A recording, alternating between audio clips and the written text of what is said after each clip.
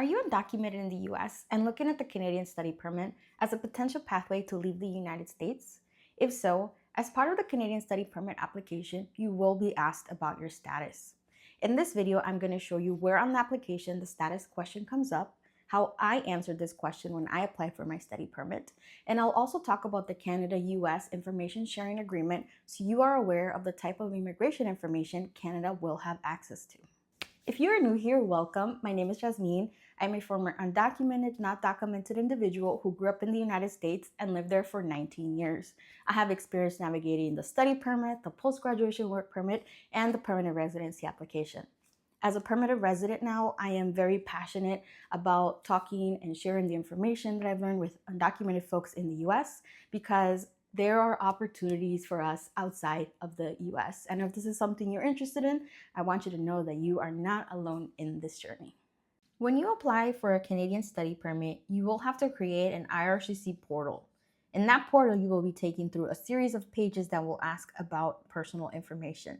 Under personal details, you will be asked about the countries or territories in which you have lived.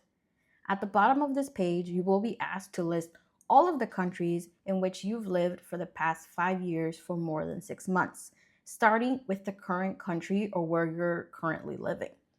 When you add a country, the second question you'll see here is, what is your status in your country or territory of residence?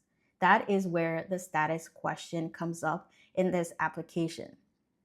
And as part of those options, you get citizen, foreign national, other, permanent resident, protected person, refugee claimant, student, visitor, or worker. As you can see, undocumented is not on the list. When I completed this application, I selected other, and under other status detail, I wrote undocumented because that is the status that I identified with. You will also be asked to include the date from which you entered that country and the date you left. It's really important to know when exactly you entered the US, but I know for some folks like myself that were taken to the US as kids and don't have a record, this is not something we know. So I will address later in this video how to retrieve that information if you don't already have it. By disclosing your undocumented status, you will inherently be raising some flags, which is why it's so important to craft a well-written letter of explanation to talk about your ties to your birth country. Or if you don't have any of those traditional birth ties, to really focus on your story and the reasons or circumstances that led to your documented status in the US. If you haven't already, I highly encourage you to check out my last video where I talk about proof of ties and crafting a letter of explanation specifically geared for undocumented folks living in the US. I always tell everyone who ever reaches out to me wanting to do this pathway that it's so important to be honest and upfront about your undocumented status. Never lie, never distort the truth, and here is why. In December of 2012, Canada signed a treaty with the US to enable the systematic information sharing between the two countries and third country nationals, meaning anyone who is not from the US or from Canada. The purpose of automating the sharing of immigration and visa information was to broaden the joint capabilities of both countries to identify individuals who seek to enter either country in bad faith and prevent them from traveling to Canada or the US, prevent individuals from assuming different identities between one and the other country, and identifying those who have committed serious crimes or violated immigration laws in the other country in order to enable more information on decisions on visa, admissibility, and other immigration benefits. The treaty was created as a legally binding instrument under international law to govern the systematic information sharing on visa and permit applicants. So what does this mean for undocumented folks in the US? When an undocumented person in the US applies for a Canada visa or claims asylum, Canada may send a request for data to the US for that person. Such a request would contain limited information such as the name and date of birth in the case of biographic sharing, or an anonymous fingerprint in the case of biometric sharing. If the identity matches that of a previous applicant in the US, immigration information may be shared with Canada, such as whether that person has previously been refused a visa or removed from the US, which we would refer to as deportation via a removal order, voluntary departure, or other means. The same process applies in reverse order when somebody applies to the US for a visa or claims asylum from Canada.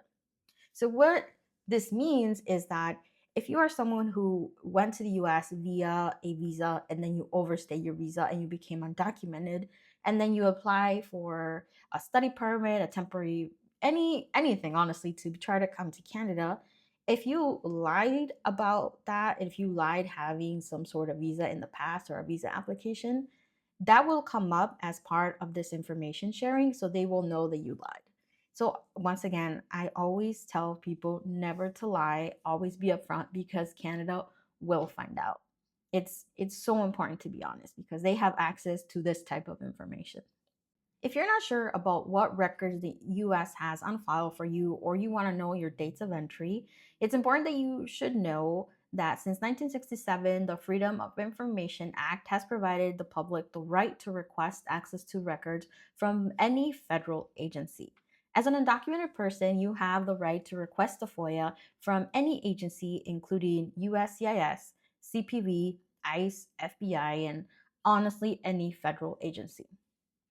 To share a little bit about my personal experience, when I applied for the study permit, I didn't know of the existence of FOIA or being able to request records. So I guesstimated my date of entry because I it happened when I was 3, and unfortunately my mom didn't have a record of it. So I used the best I could to come up with a date. But now I am currently working with a lawyer to try to provide more clarity on exactly when that was because I want to know that. So I have been working with a US lawyer for about almost a year now to request some of my FOIA. So originally they started with my USCIS FOIA. It came back showing as no records. My CPB FOIA is still pending, so I don't know what's going to come back from there. They just submitted an identity history request for the FBI. I have submitted this request before for my PR application, so I know that nothing's going to come back for it because I've already received that record. And so I don't know exactly what's going to come back from CPB. I hope to get more clarity about my early immigration history, but at this stage, I still don't know. But if I was doing this all over, it would have been super, super helpful to know that I could have requested my records to have that information from the beginning. Because when you complete your immigration applications here in Canada, you have to be very consistent with the information you share from one application to the next. So what you include in your study permit should match the post-graduation permit, which should match the PR application, which should match the citizenship application. So it's important to have some consistency and some clarity. So please, if you didn't know about this, this exists. You can request your records. I hope you found this video helpful, and please let me know in the comments if you have any other questions.